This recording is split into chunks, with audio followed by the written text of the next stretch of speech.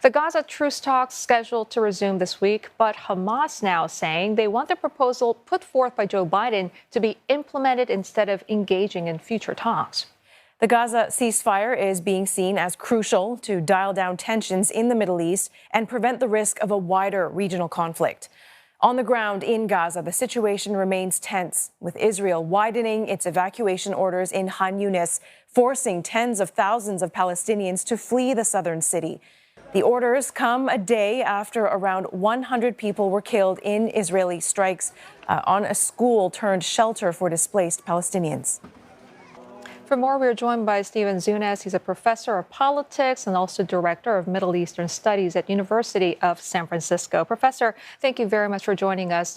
Firstly, just how optimistic are you that this new push for a ceasefire could lead to some kind of a deal? And what happens if the talks fail? A lot of it has to do with the willingness of the Netanyahu government to move forward. Hamas essentially has accepted the proposal put forth by President Biden and approved by the United Nations Security Council a couple months ago. Israel, however, is pressing this idea that they need to actually destroy Hamas, that releasing the hostages is not enough. Ironically, the Biden administration has been blaming Hamas, saying that if they just release the hostages, there would be a settlement, and that that Israel has agreed to the ceasefire when clearly they have not.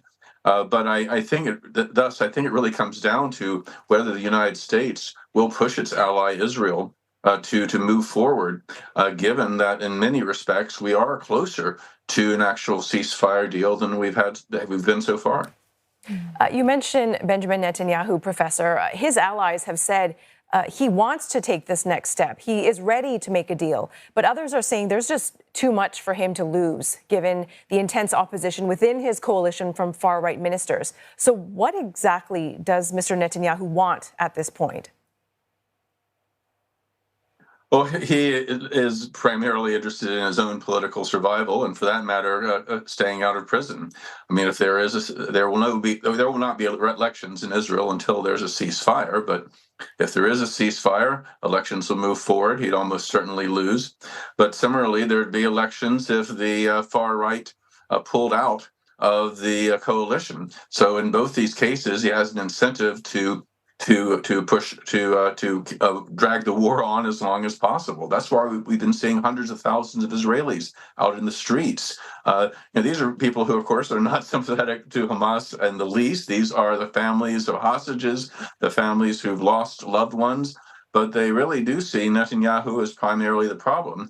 And of course, there's a fact that given that Netanyahu is under multiple indictments for various corruption charges and everything, when he no longer has the immunity as prime minister, he could quite literally go to jail.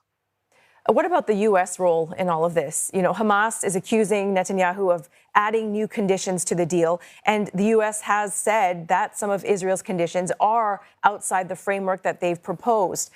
Netanyahu insisting all their demands fall within the U.S. proposal. So how much pressure is Washington going to put on Mr. Netanyahu to get this deal done?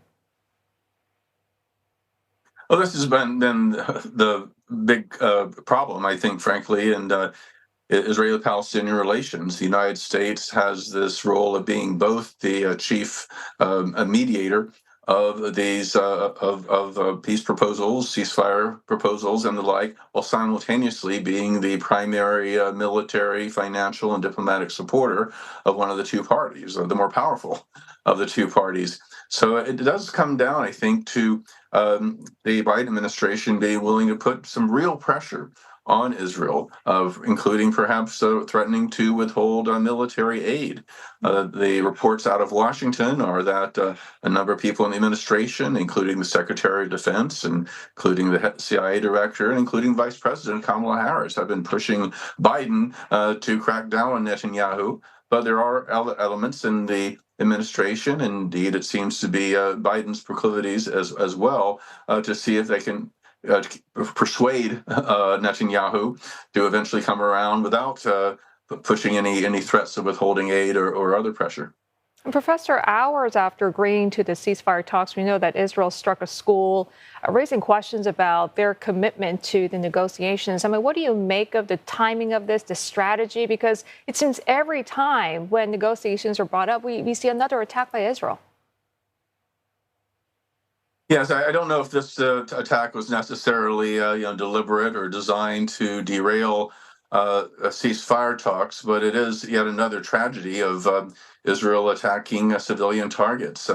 They claim that 19 individuals who were among those killed were Hamas leaders. This is a command and control center of that terrorist organization.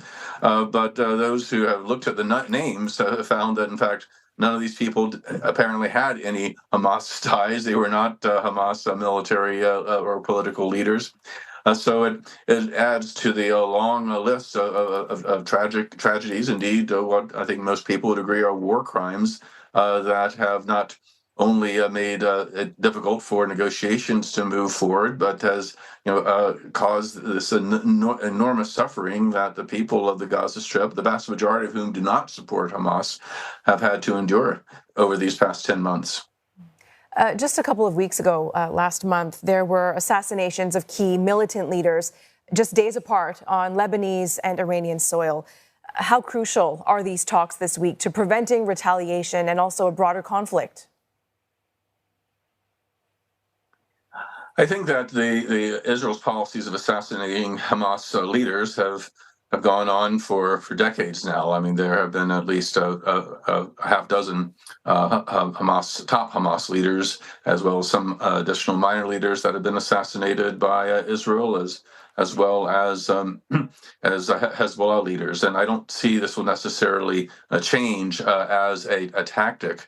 But the key piece right now is is to stop the suffering of civilians in Gaza. There have been well over 40,000 deaths, at least three-quarters of whom have been civilians. I mean, this is an enormous death toll. And this war has raised along with these assassinations, of course, it raises the possibility of a broader conflict in the region, which of course would be a far greater tragedy. All right, we'll leave it there for now. Professor, thank you very much for your insights today. Stephen Zunes, professor of politics and the director of the Middle Eastern Studies at the University of San Francisco.